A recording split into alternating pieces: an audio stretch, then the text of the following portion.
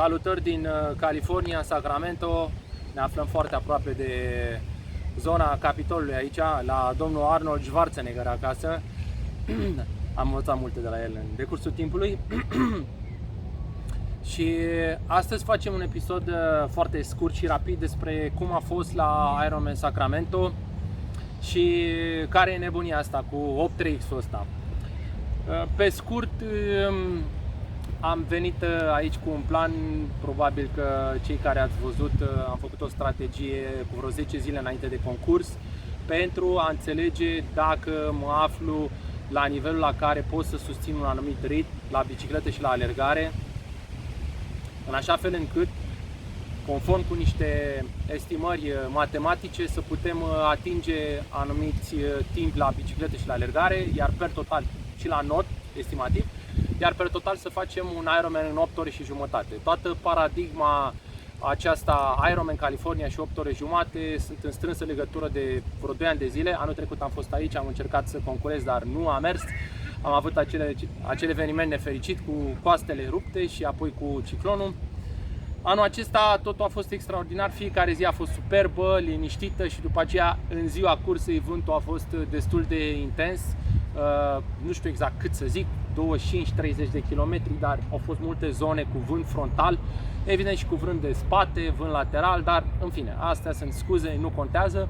Ideea este că nu ne-a ieșit acest rezultat 8-3X, a ieșit foarte departe. Cineva îmi trimitea mesaje: băi, dar te-ai lăudat atâta că faci 8 ore și jumătate și n-ai făcut nici măcar sub 9 ore, ai făcut 9 ore și 8 minute. Și acolo aveți și un not care este în American River și apoi în Sacramento, e la vale, ai de capul tău. Zic, domne, ce să mai zic acum, nu mai zic nimica. Dar pot să analizez așa pe scurt cam cum a fost de la început până la final. Notul într-adevăr se pornește în American River, ai ceva curent care te duce, dar nu atât de puternic. În momentul când se unește cu Sacramento, atunci începe curentul să fie din ce în ce mai puternic și am avut un not spectaculos, adică este pentru prima oară când am notat niște timpi fenomenale. Am notat 47 de minute și 30 de secunde, care 31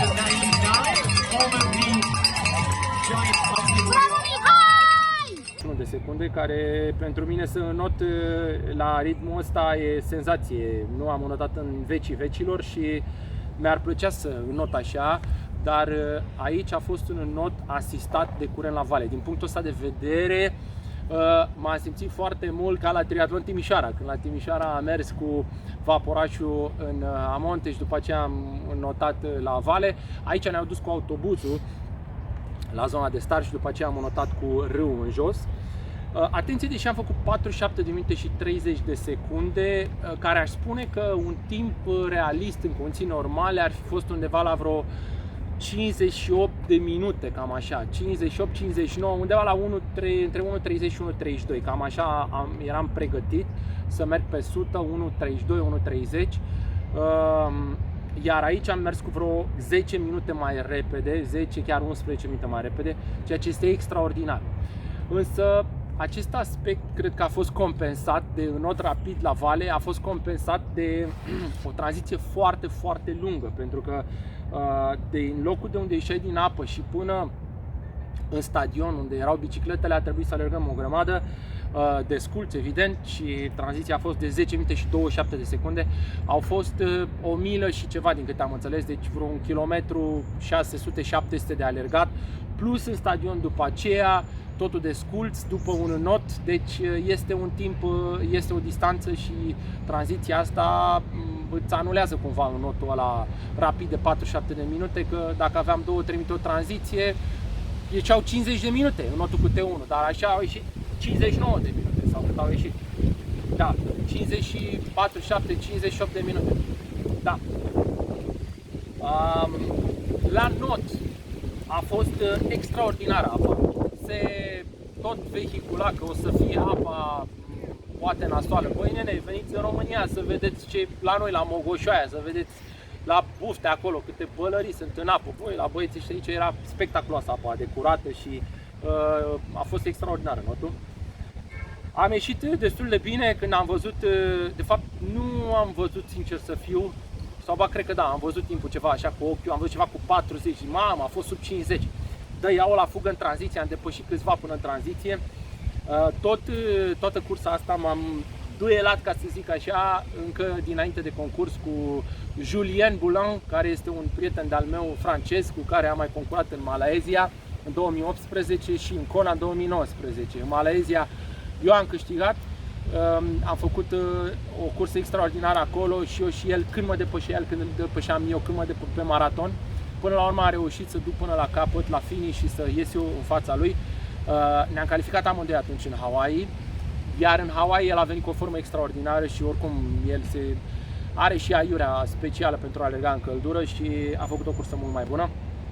Iar acum a și câștigat concursul, povestesc imediat cum s-au desfășurat lucrurile.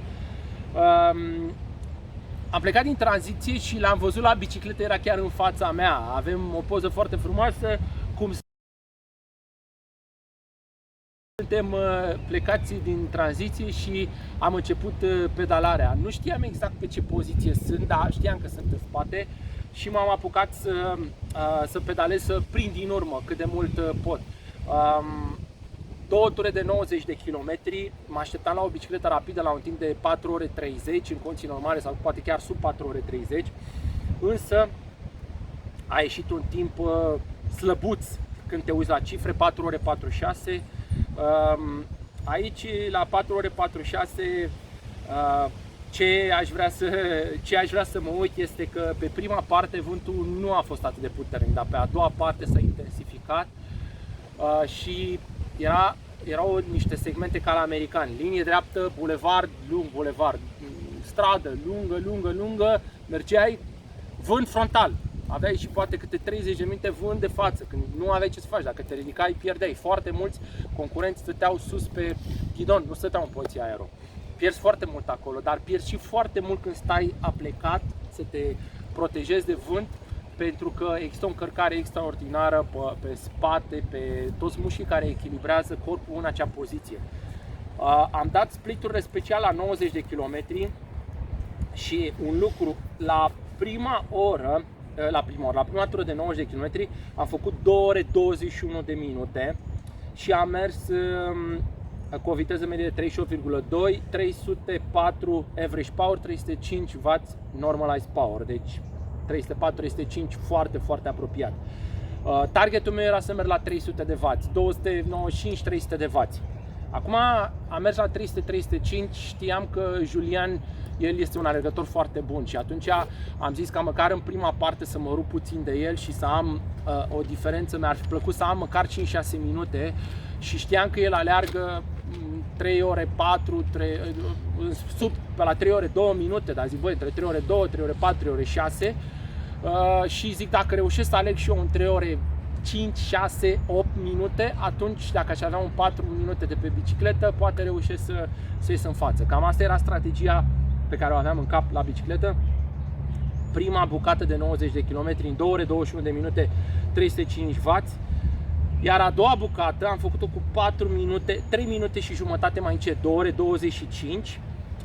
Dar aici este cel mai important și am avut numai 1 kilometru mai puțin, 37,2. Dar aici este cel mai important pentru toți cei care mă ascultați și mai ales și cu sportivii cu care mai lucrez, care sunt foarte supărați și nu înțeleg când este ploaie, ori foarte cald, ori foarte frig, ori vânt foarte tare. A doua tură, deși am mers doar cu 3 minute și jumătate mai încet, de la 38,2 la 37,2 viteza medie, puterea mea a scăzut de la 305 la 274. Astea sunt 31 de W. Iar puterea medie de la 304 la 271. Adică să pierzi 30 de W la bicicletă pe 90 de km, dar să mergi cu 3 minute este masiv, este enorm. De obicei 10 W îți aduc 1 minut pe oră. Iar aici noi vorbim de 3 minute și jumătate la 2 ore și 25. Deci 1 minut și vreo 40, mai puțin, 1 minut și 30 pe oră. Ceea ce ar fi echivalat cu o diferență de vreo 10, maxim 15 W. Eu am avut o cădere de 30 de W. De ce s-a întâmplat asta și care este explicația? Apropo, ca și dozaj, eu am avut cel mai rapid timp al zilei la bicicletă, iar Julian după mine, el a avut 1 minut și puțin mai încet la bicicletă. el mi-a spus la fel, că prima tură eu am mers mai în față, iar apoi a doua tură am păstrat și l-am văzut când întorceam, am păstrat distanța. Păi, dragilor, se întâmplă asta pentru că vântul care s-a intensificat, fiind mult mai puternic, consumul de energie necesar ca să poți să susții o viteză, dar nu numai viteza, stabilitatea bicicletei în vânt, vânt lateral, vânt de față, este enorm. Și atunci, tu, deși vezi 30 de W mai puțin pe computer pe ceas, în realitate consumul, ca și când vorbeam despre alergatul sau pedalatul în căldură, la fel și aici, pedalatul în vânt frontal sau vânt lateral e foarte taxator și atunci consumul este echivalent cu mult mai mult, aș zice poate chiar cu 10% mai mult, pentru că de fapt puterea tu nu poți să o mai pui în pedal atât de bine, pentru că foarte multă energie o consumi din mușchii stabilizatori ca să ai poziția pe bicicletă cum trebuie. Și atunci tu, deși vezi 270 de W, repet, tu depui un efort, poate cum depuneai înainte de 300 sau poate chiar mai mult. Sau înainte când am mers pe prima parte, că și atunci era vânt și am mers 300-305. Aici poate este deja un takeaway, greșeli făcute. Acel 305 W în realitate poate a făcut, fiind o medie, poate a făcut mult mai mult, având în vedere că a fost vânt frontal. Da? Și poate că a fost cu 10-15 W mai mult în condiții ideale de fără vânt. Adică să mergi la 300, probabil 320 de W. Ca idee, bicicleta până la urmă a ieșit în 291 de W, cu o variabilitate de 1.01, având în vedere că drumul a mai avut și el niște întoarceri. Pe a doilea segment am prins destul de mult de la Age Group. Este un dosaj bun. Probabil că m-a taxat dacă mergeam cu 5-10 W mai puțin, având în vedere că vântul a fost destul de tare, și dacă obțineam un 200 în loc de 290, un 280 average, cu siguranță că aveam o alergare mai bună. O regulă de aur: atunci când treci peste un anumit threshold la care efortul nu mai este sustenabil și consumul începe să fie exponențial, pentru fiecare minut pe care îl câștigi la bicicletă, pierzi de regulă 2 pe alergare. Deci dacă eu am mers cu, poate în loc de 4.46 mergeam 4.50, cu 4 minute mai încet, probabil că în loc de 3.19 sau cât am alergat, 3.19, probabil că alergam, nu cu 8 minute mai repede, dar probabil că alergam cu sigur cu poate 6 minute, 5-6 minute, deci probabil că era 3.14. În clasamentul general nu cred că ar fi făcut o diferență foarte mare, întrucât băieții care au fost în fața mea s-au aflat, următorul clasat a fost destul de departe. Dacă mă uit pe rezultate, următorul a fost la exact 8 minute, da? Deci nu aveam ce să mai prind înainte, au fost clar din altă ligă și aia este. Mi-aș fi dorit să câștig și să continui cu alergarea. M-am dat jos de pe bicicletă. A fost extraordinar când am terminat bicicleta și când am venit. Eu eram la prima tură deja terminată și unii abia atunci începeau, pentru că au plecat mai târziu.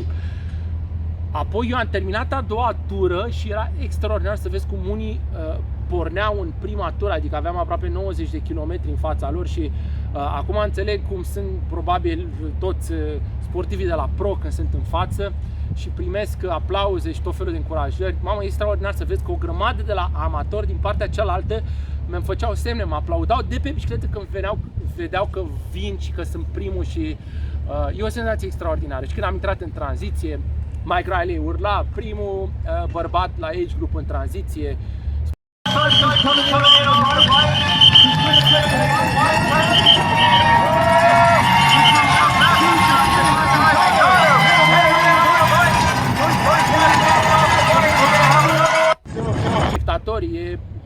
E o senzație extraordinară. Vă doresc și vouă să fiecare în sportul pe care îl practicați să trăiți această senzație, să fiți primi, măcar pe o bucată din cursă, dacă nu până la final. Ideal ar fi să ducem până la final în locul întâi, dar asta am încercat să fac și eu. Am plecat din tranziție destul de repede și știam că pot să, pe baza testelor făcute, știam că pot să susțin un ring de 4.25-4.30. Acum, fie vorba între noi, fac aici o confesiune, este că targetul meu este să alerg la vreo 3 ore un maraton în Ironman, 3 ore, 3 ore și 2 minute, în primă instanță, acum destul de apropiat, și cu siguranță se poate, dacă îmi duc greutatea corpului în vreo 84 de kg, 85, să alerg sub 3 ore într-un Ironman. Este foarte realist, dar există un mare dar. Trebuie să discutăm ce anume am făcut și ce n-am făcut ca să obțin acest timp, că asta e foarte important. Deci spuneam că în teste un consum de resurse 50-50% mi-a apărut pe la 4,25-4,30, în care am un consum de 1000 de calorii pe oră, iar jumătate sunt carbohidrați, jumătate din grăsimi. Și atunci, dacă la bicicletă vin nu complet golit, vin relativ și mai am acolo ceva glicogen în mine, plus ce ingerez pe alergare, teoretic pot să duc proba până la capăt. Asta am și făcut, am plecat pe alergare.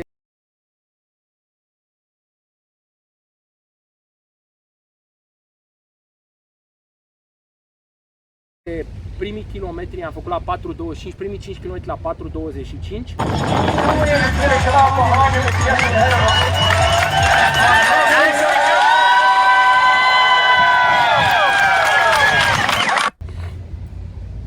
Iar apoi, exact 4,25, iar apoi următorii semimaratonul l-am făcut la 4,34.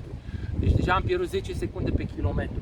10 secunde pe kilometru. Acum, care este și problema? Problema este că a fost extraordinar maraton, o singură buclă de 42 de kilometri, extraordinar de frumoasă.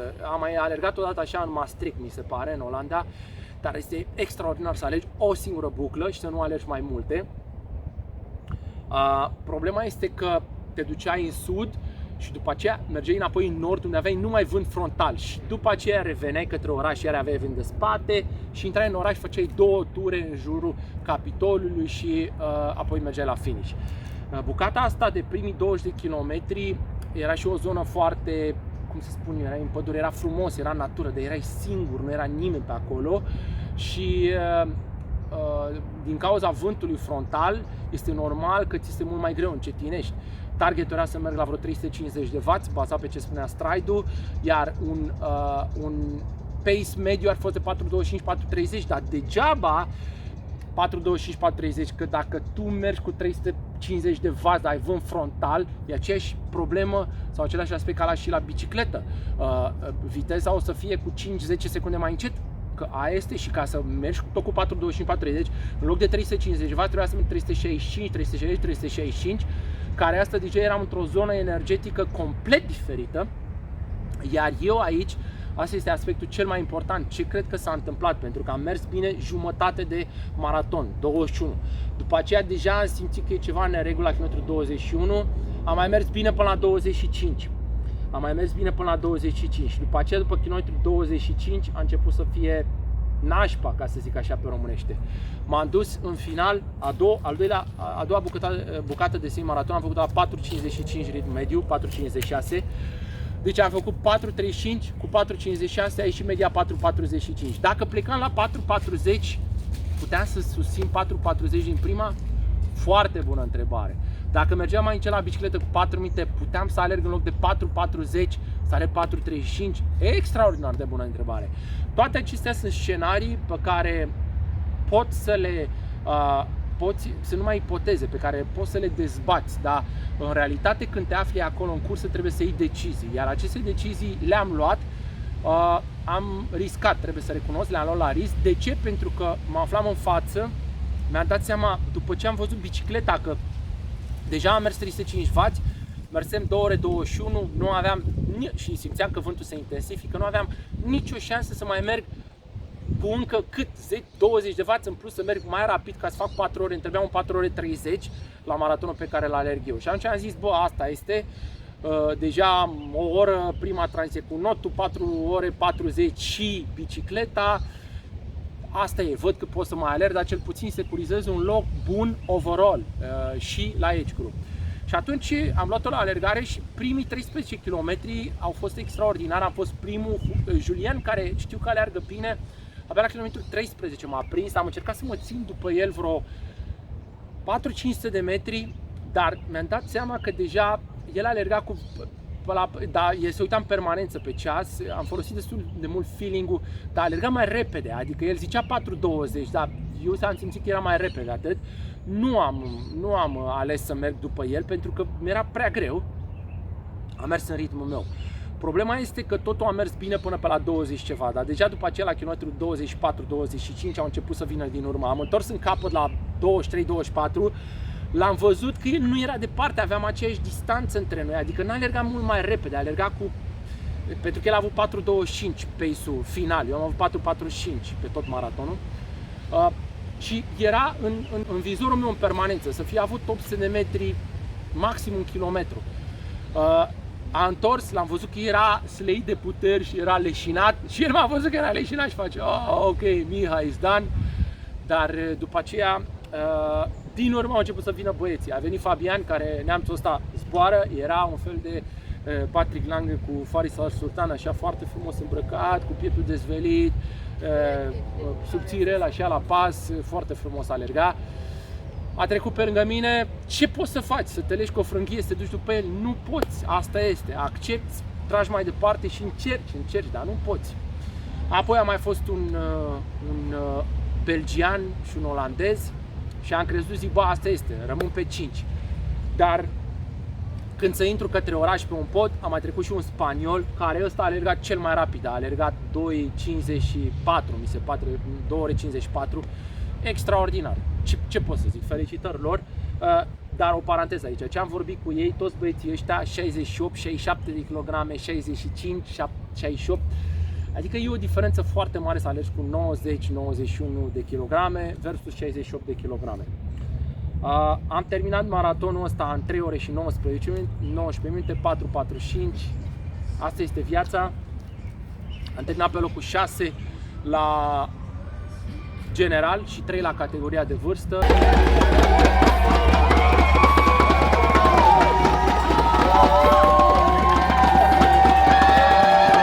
you go! Leo Tegarau from Romania! Este evident că o astfel de clasare îți aduce și slotul la Kona, am luat și slotul la Kona, am mai fost acolo, sincer am avut dubii dacă chiar să iau slotul sau nu, pentru că știu ce înseamnă Kona, știu ce înseamnă să te pregătești pentru Hawaii și e foarte complicat și financiar și din punct de vedere al timpului, dar am zis, băi, asta este, dacă s-a pus pe masă, haide să-l luăm. Aici am primit deja câteva întrebări și câteva observații. Bă, băiatule, bă, dar tu, ok, cum e să fii primul, cum a fost, este extraordinar, cum am zis. E o senzație aparte, păcat că am ținut-o până la kilometru 13, dar nu știu, parcă simți că zbori așa, simți că zbori, te ia adrenalina pe sus și, nu știu, trebuie să trăiți, dar e o senzație extraordinară. Dar legat de asta, băi băiatule, care e treaba cu 8X-ul ăsta, 8-3X-ul ăsta, ai nebunit? Ce trebuie să-l poți face? Adică 8 ore jumate, un Ironman e destul de complicat, e foarte rapid, ești sigur că poți să faci așa ceva? Răspunsul meu este în continuare da. Pe baza tuturor cifrelor pe care le-am tot studiat și antrenamentelor, este o țintă tangibilă, se poate face, dar iată că de fiecare dată am nimerit tot felul de situații când, nu știu, vremea nu a fost prielnică, pentru că nu poți să mergi în vânt frontal să faci personal best-uri. Nu poți să mergi în situații în care ai tranziții de 10 minute să faci personal best. Nu se poate. Sau se poate dacă ești Jan Frodeno sau Gustav Iden sau Blumenfeld. Mai avem de lucru până acolo, dar un alt aspect care îmi dă foarte mult curaj, deci trebuie niște condiții în care să nu fie vânt atât de puternic și să fie un traseu, pentru că nici ăsta nu este complet plat, chiar alergarea e destul de rolling pe anumite locuri și îmi trebuie să am o bază corespunzătoare pentru un sezon întreg. Abia din august am început să mă antrenez corespunzător, nu ca la carte, corespunzător, și am început să construiesc, să încarc, dar pentru cei care sunteți curioși, chiar o să pun cifrele. Ultimile 3 luni de zile am avut o durată medie de antrenamente de 14 ore pe zi, în care în aceste 14 ore includ și sesiunile, eu includ de obicei și sauna. Pe săptămână. Da, pe săptămână, corect, pe săptămână. 14 ore pe săptămână, foarte corect. 14 ore de antrenament pe săptămână, în care includ uneori și sauna sau și yoga când fac, o dată pe săptămână de câte o oră. Adică, cum să zic eu, dacă mă duc de vreo 2-3 ori la sauna pe săptămână și cu yoga, din alea 14 ore rămân cam la 12 ore media. Dar în ultimile 3 săptămâni înainte de Ironman am avut și 8 ore de antrenament sau 10 ore. Nu este o formulă extraordinară pentru a face un Ironman la nivelul acesta. Apoi o să încep cu ce este cel mai nașpa, folosesc cuvântul ăsta pentru că asta este realitatea. La alergare, ultimile 3 luni am avut o medie de 32 de kilometri pe săptămână alergați. Este patetic, adică nu vorbim de un maratonist, că maratonistul aleargă, întrebați-l pe Corneschi, întrebați-l pe Ionescu, da? Să vedeți, și 200 plus kilometri volum săptămânal. Dar triatloniștii de top aleargă undeva la 100 de kilometri pe săptămână. Apoi cu 32 de kilometri de alergare pe săptămână media, și dacă ne uităm la ce s-a întâmplat acum 2 săptămâni când am alergat 12 kilometri, nu este formula, iar long run-uri nu am făcut, totul a fost făcut din niște tempouri și niște intervale foarte strategic amplasate, în așa fel încât să-mi ilicite acel răspuns pe care eu îl doream în zona de race pace. Problema este că utilajul aerob nu este atât de puternic aprins și la viață precum îl aveam în anii trecuți înainte de pandemie, când făceam un volum mult mai mare. Când am avut odată, când am făcut atunci sub 9 ore la Tallinn, am avut și o săptămână cu 39 de ore, 40 de ore săptămânal. A fost mega wow și nu făceam viteză, dar făceam foarte multă bază și volum. Acum, cu 32 de km pe săptămână, ce să faci, nene, cu asta? Nu faci nimica. După aceea, răspunsul de unde ne apare ce s-a întâmplat, că tot așa am primit un mesaj, bă, cu toate cifrele tale, cu toate utilajele și mașinările, nu ai făcut ce trebuie.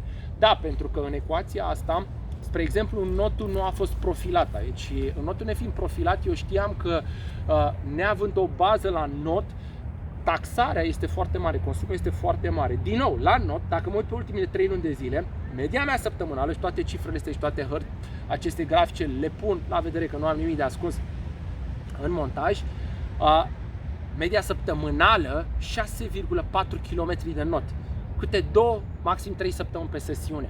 Nu am mai notat cum notam eu odată, câte notam și 5 km, 7 km, foarte multe serii. Păi 6 km pe săptămână, păi eu făceam la un antrenament treaba asta. Nu merge să noți un Ironman cu 1.30 cum am notat eu, adică ok, eu am notat la cât naiba a ieșit un timp fenomenal, 1.15, 1.14 pe 100.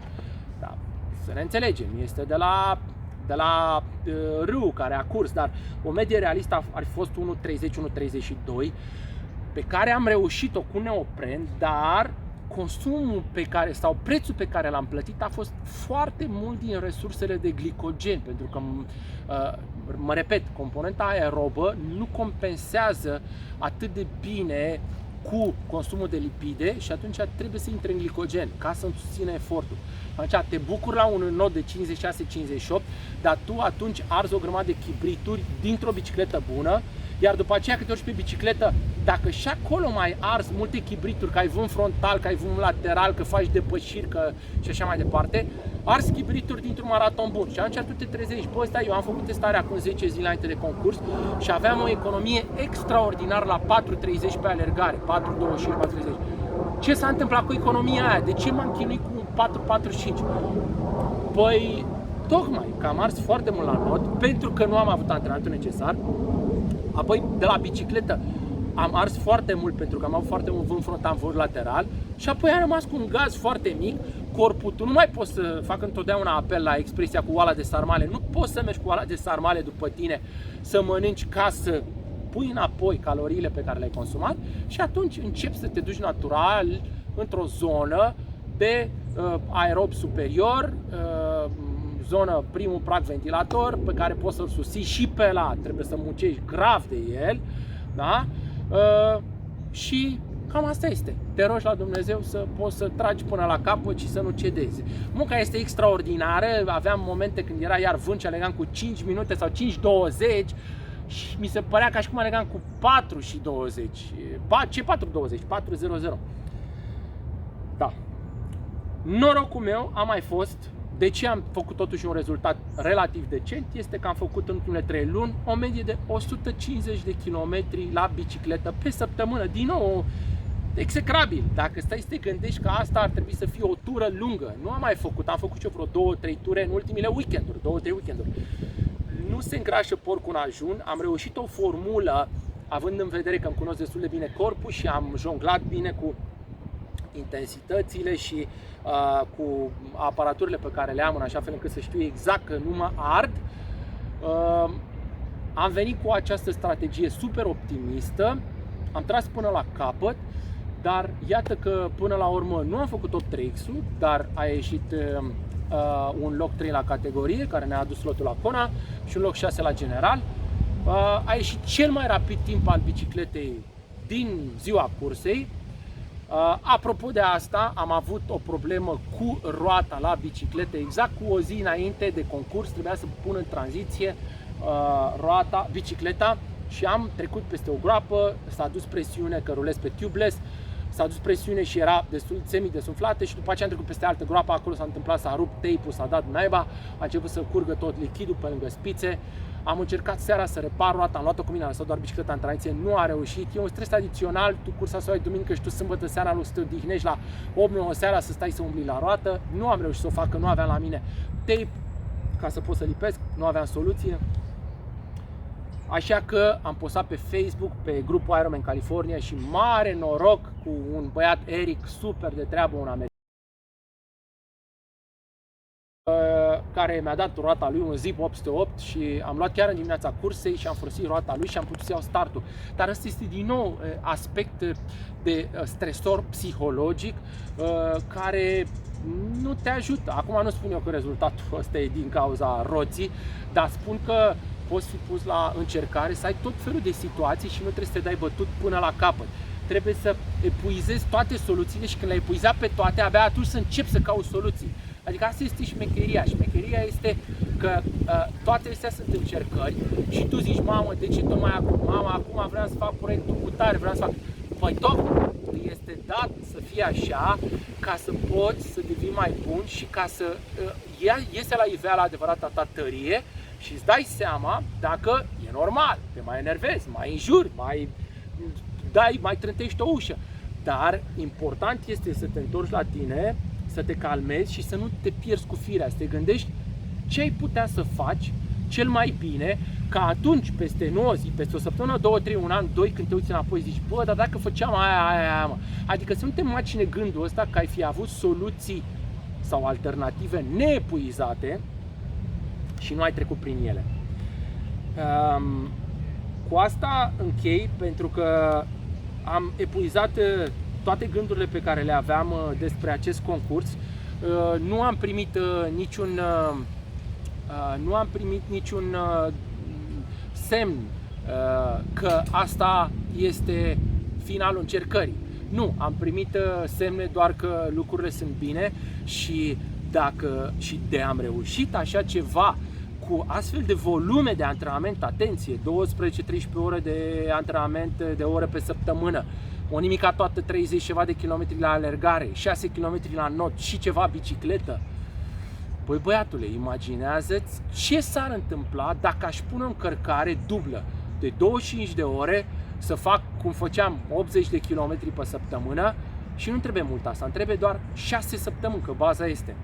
Dar trebuie să le găsești. Cum odată mi-a spus mie Brett Sutton, mi-a spus dăm 20 de săptămâni, nu numai mie, așa spune la pro și la tot. Spunea, dăm 20 de săptămâni, da? Deci dacă nu are 4 săptămâni, 5 luni, dăm 5 luni, băi, dar 5 luni de calitate, legate, fără scuze, fără întreruperi, fără probleme. Dăm 20 de săptămâni de calitate, fii consecvent în tot ceea ce faci, nu fă heirupuri, nu face heirupuri, doar concentrează-te să faci ceea ce e de făcut săptămână de săptămână și după aceea când te vei uita înapoi, nici nu vei da seama de unde ai plecat și unde ai ajuns. Deci așa și aici, te încurajez să nu fii dezarmat de faptul că eu mi-am setat vise înalte 8-3 și nu a reușit. Păi dacă ăla n-a reușit și are acces la toate aparaturile, cum o să reușesc eu? Ci din contră, să fii motivat și să înțelegi că am avut un program extraordinar de încărcat în ultimele 6 luni și am avut o disponibilitate foarte mică pentru antrenament și pentru refacere și pentru somn și așa mai departe, și toate lucrurile astea îți influențează rezultatul final. Nu suntem pro, dar suntem niște amatori care jucăm și care lucrăm ca niște profesioniști. Și asta ne definește și asta ne clasează ca pe unii aparte, pentru că noi tratăm totul în serios. Este o joacă într-adevăr, o joacă frumoasă, dar nu ne jucăm ca să ne jucăm. Ne jucăm ca să obținem și rezultate. Așa că stai pe aproape, pentru că ce urmează, am primit întrebarea. Păi, este deja 4 după amiaza, avem de condus nici mai mult, nici mai puțin de vreo 11 ore până în St. George. Avem 2 zile să ne montăm bicicleta și, apropo, să luăm roata de la service, care sper că au rezolvat-o băieții, le-am lăsat-o lor, și să ne punem la linia de start, pentru că sâmbătă luăm startul la 6 zile după California, luăm startul la St. George, mondialele de half. Așa că stai pe aproape să vezi de reușim să facem cursa acolo sau nu.